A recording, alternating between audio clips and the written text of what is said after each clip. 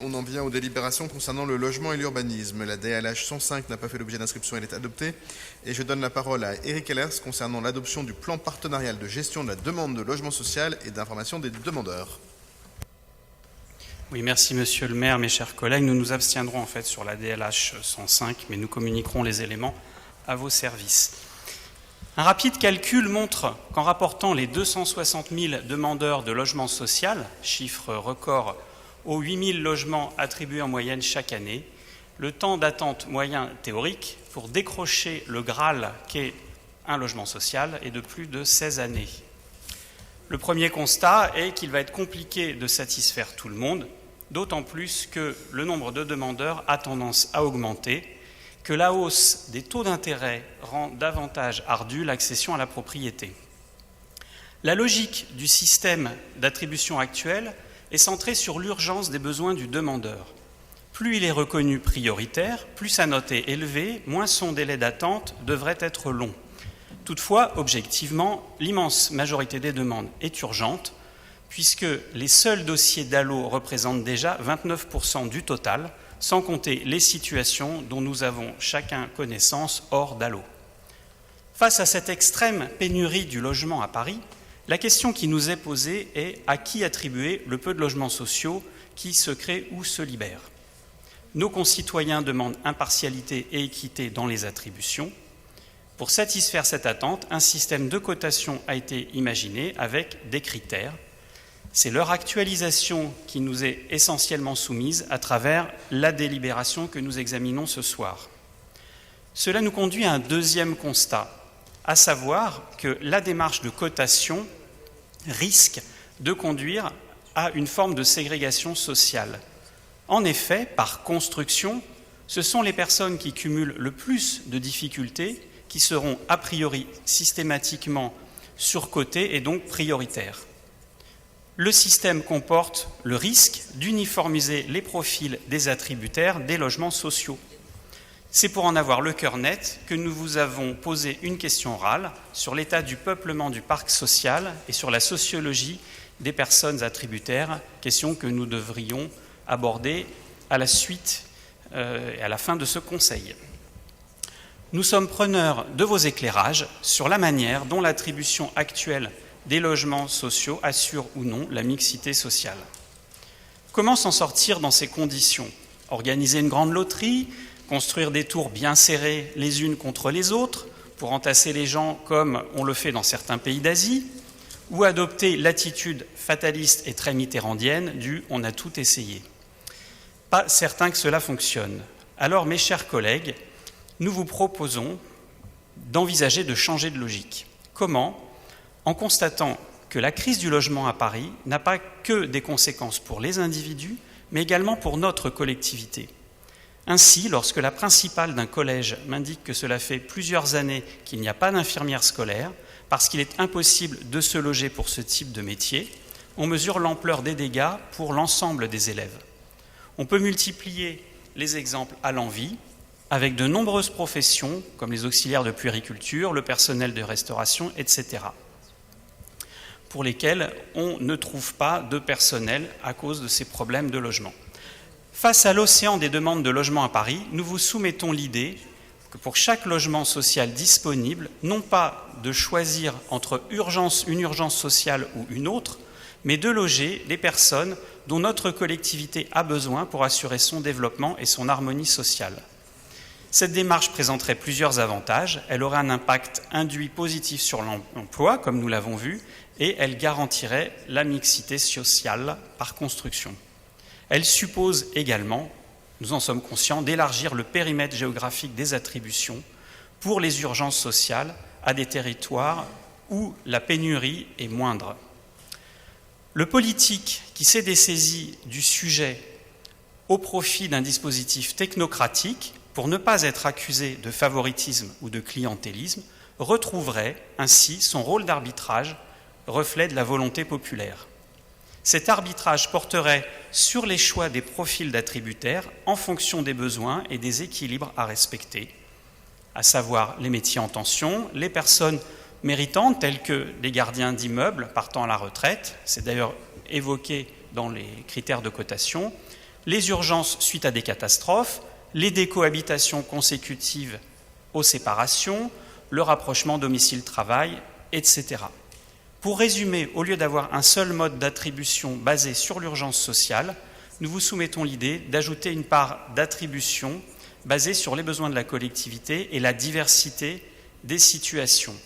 Telle est la contribution que nous versons au débat, dans l'attente des précisions que vous pourrez nous apporter sur la manière dont est construite la mixité dans le parc de logements sociaux et l'adaptation des attributions aux enjeux de notre collectivité. Je vous remercie. Merci. Alors avant de laisser la parole à Mario Gonzalez pour répondre, j'ai une inscription de Yann Brossa.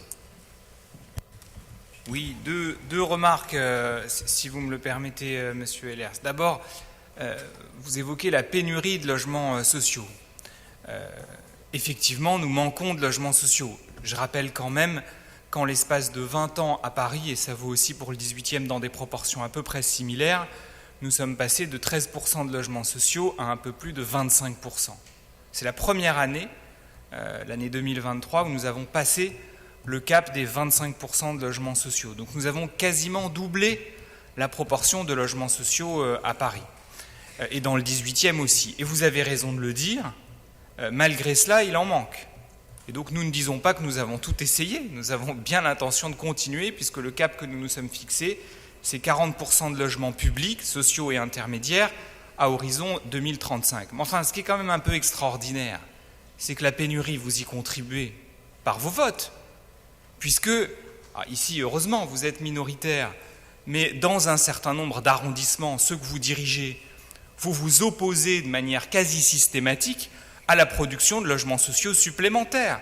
Et comme, heureusement, dans vos mairies d'arrondissement, vous n'avez pas le dernier mot puisque c'est le Conseil de Paris qui tranche, malgré tout, vous inspirez des recours qui contribuent bien souvent à reculer de 5 ans, parfois de 10 ans, dans le 16e arrondissement, des programmes de logements sociaux. Donc il est quand même un peu curieux de regretter la pénurie et de l'entretenir. Et puis par ailleurs, ce sera ma deuxième remarque, dans les attributions de logements sociaux, vous opposez, en gros, l'urgence sociale à l'utilité sociale des personnes. D'abord, je vous rappellerai quand même que pour ce qui concerne le contingent de la ville de Paris, et j'aimerais que les mairies d'arrondissement d'opposition en fassent autant, un quart de nos désignations, de nos attributions, sont réservées à des agents de la ville, à des éboueurs, à des femmes souvent qui travaillent dans les crèches, bref, des gens qui sont indispensables à la ville. Mais par ailleurs, les gens qui relèvent de l'urgence sociale, où avez-vous vu qu'ils étaient inutiles socialement ? Enfin, les gens qui sont dans des situations difficiles, ce sont souvent précisément des gens qui font tourner cette ville.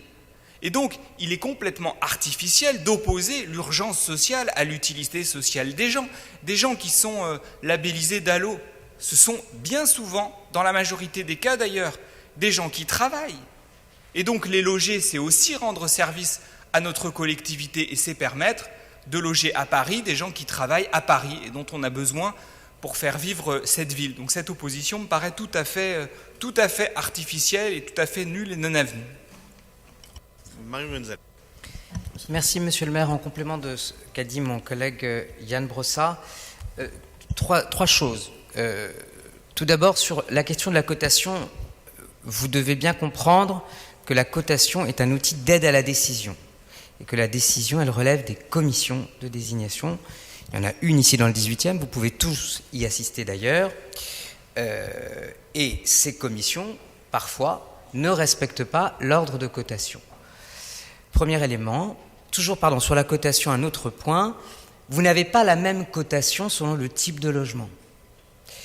Si vous prenez par exemple le type de profil, si vous prenez par exemple les personnes qui candidatent pour du logement PLS, vous aurez très souvent une ponctuation par la cotation beaucoup plus faible que pour les autres logements, parce qu'il y a forcément moins de difficultés.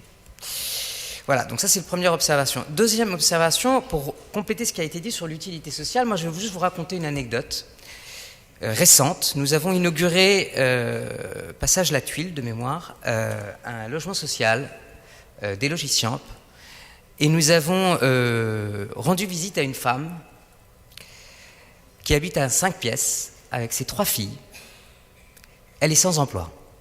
Vous la trouvez inutile, monsieur Ehlers? Vous la trouvez inutile? Parce que moi je la trouve très utile. Je trouve que ce qu'elle fait pour ses filles, c'est extraordinaire. Et le fait que la ville ait pu lui désigner un logement est excellent pour elle, pour son avenir et pour celui de ses enfants. Et dernier point, j'ai oublié, je resterai sur cette anecdote. Bien, de toute façon, tu auras l'occasion de répondre aussi à la question ou au vœu un peu plus tard dans notre ordre du jour. Donc je mets aux voix la DLH 141, qui est pour, qui est contre, qui s'abstient, elle est adoptée. On en vient à la DU 18, échange de 2 lots de copropriété. On parlait justement des petits poulbeaux. La parole est à Rudolf Granier. Rapidement, monsieur le maire, je vous remercie pour me féliciter de cet échange de local qui va avoir lieu et donc se féliciter du nouveau local des Poulbeaux. Une demande que je vous avais soumise il y a 3 ans à laquelle vous n'avez jamais répondu. Sans doute des questions de délai que mon collègue Jean-Philippe Davio pourra m'expliquer. 3 ans, c'est quand même très long à mobiliser, même pour les services de l'urbanisme, même pour le propriétaire privé et même pour les petits Poulbeaux. Je trouve que tout ça est très long. Mais on peut se féliciter de cet atterrissage en 2023. Merci. Je ne veux pas révéler de secret, mais je pense qu'on a mis un tout petit peu plus que 3 ans avant d'arriver à obtenir cet échange. Mais je ne me rappelle plus quand est-ce qu'on a été sollicité pour la première fois par les petits Poulbeaux et par le propriétaire du restaurant. Mais je crains que ce soit un tout petit peu plus que 3 ans. Oui, Ariel Lelouch, un petit mot parce que tu n'étais pas inscrit. Absolument, parce que j'étais obligé de quitter la réunion pour des raisons un peu plus diverses. Simplement, à propos des petits Poulbeaux, j'étais avec la présidente Joëlle Leclerc. Elle cherche désespérément des enfants pour reconstituer l'orchestre. Donc moi, j'en ai fait... J'ai donné l'information à pas mal d'écoles autour de moi, et si vous connaissez des enfants qui seraient intéressés pour rejoindre les petits Poulbeaux, Joël Leclerc les recevra très volontiers. Excusez-moi pour cette intervention. Très bien. Alors, je vais mettre en voie la DU 18 qui est pour, contre, abstention, elle est adoptée. Et enfin, on en vient à l'opération d'aménagement du jardin des Mécanos. La parole est à Éric Ehlers, puis Émile Meunier. Et enfin, Mario Gonzalez. Éric. Oui, merci monsieur le maire. Juste pour... réponse rapide à monsieur Brossa et à monsieur Gonzalez, vous me faites dire des choses que je n'ai pas dites concernant l'urgence sociale.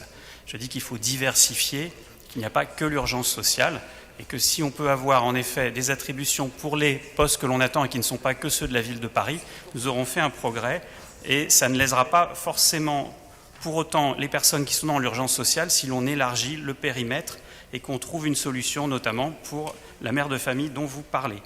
En soulignant d'ailleurs, j'ai eu aussi le cas d'une personne comme ça qui était mère toute seule avec 3 enfants, qui était dans un logement beaucoup trop grand et beaucoup trop cher. Elle n'a jamais pu avoir un logement plus adapté à ses besoins dans le parc social.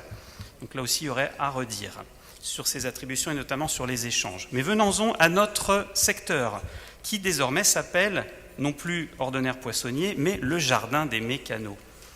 Comme c'est beau, cette appellation... quand on constate qu'il s'agit moins de créer un jardin que de bétonner pour aboutir à 72 000 m² de surface construite et que le jardin restera coincé entre des buildings. En s'engageant dans cette opération, c'est la dernière opportunité de créer un grand parc au cœur du 18e que vous sacrifiez. Comme nous l'avons déjà exprimé, un petit jardin rend moins de service qu'un grand parc. Pour une même surface d'espace vert, il est bien plus utile qu'elle soit d'un seul tenant que morcelée. Or, le quartier Amirault-Simplon aboutira à ce morcellement puisqu'il n'y aura pas de continuité entre ces 3 principaux espaces verts. Rappelons les autres aspects qui motivent notre opposition à cette opération. Le déséquilibre social qui s'observe à travers la proportion de 50% de logements sociaux. Mais peut-être que nous serons rassurés suite aux réponses que vous nous apporterez sur notre question que nous poserons tout à l'heure. Et le deuxième point, la mauvaise qualité de la desserte. L'axe de desserte sera étroit, à sens unique, non évolutif, impossible à desservir convenablement par les bus. Nous craignons donc que soit reproduit le ratage récent que constitue le nouveau quartier de Chapelle Internationale, et pour toutes ces raisons, nous voterons contre ce projet, dans la continuité de nos prises de position précédentes. Je vous remercie.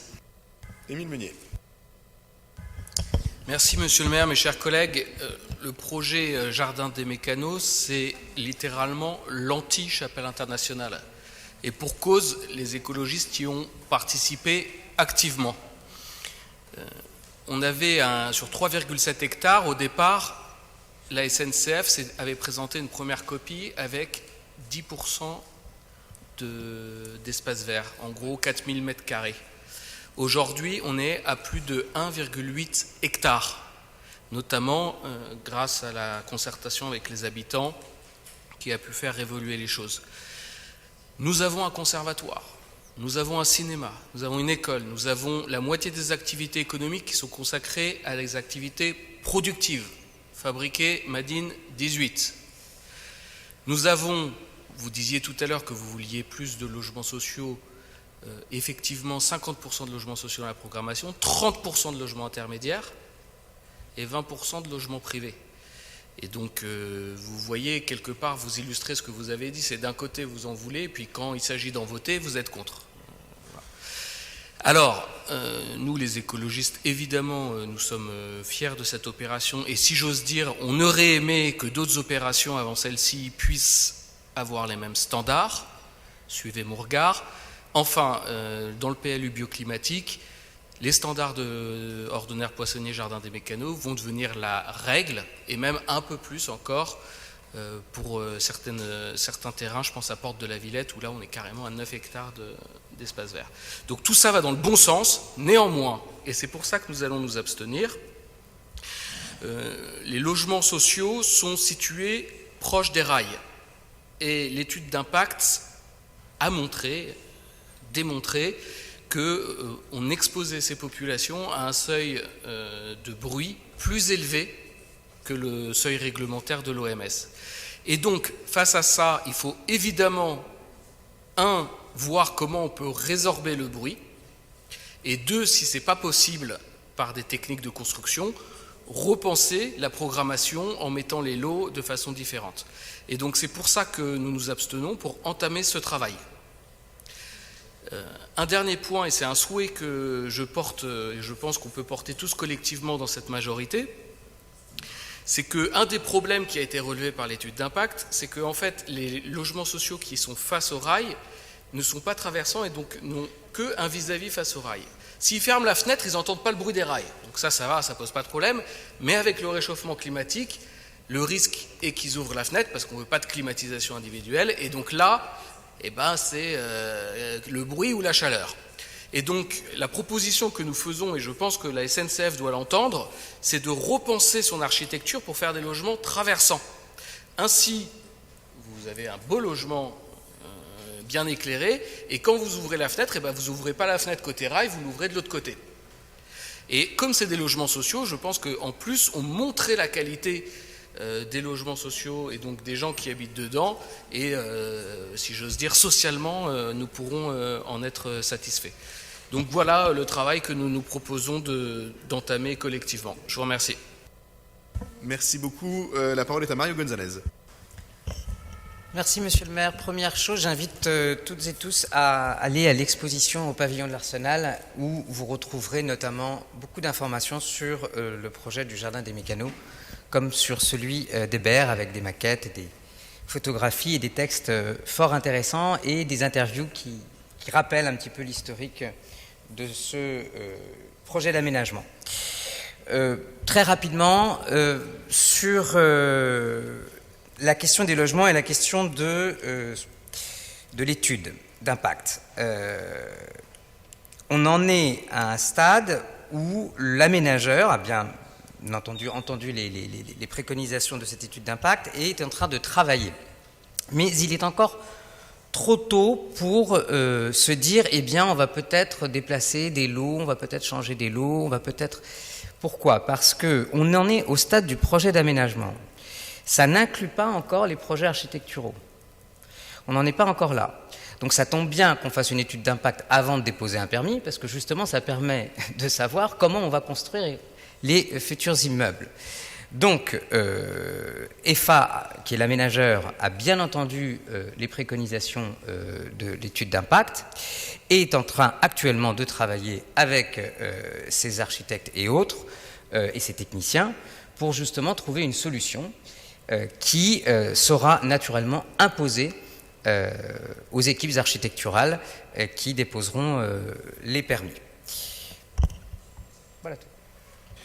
Merci beaucoup, et de toute façon les discussions vont évidemment continuer d'ici le Conseil de Paris et ensuite. Et donc je vais mettre aux voix la DU 90 qui est pour, qui est contre, qui s'abstient, elle est adoptée.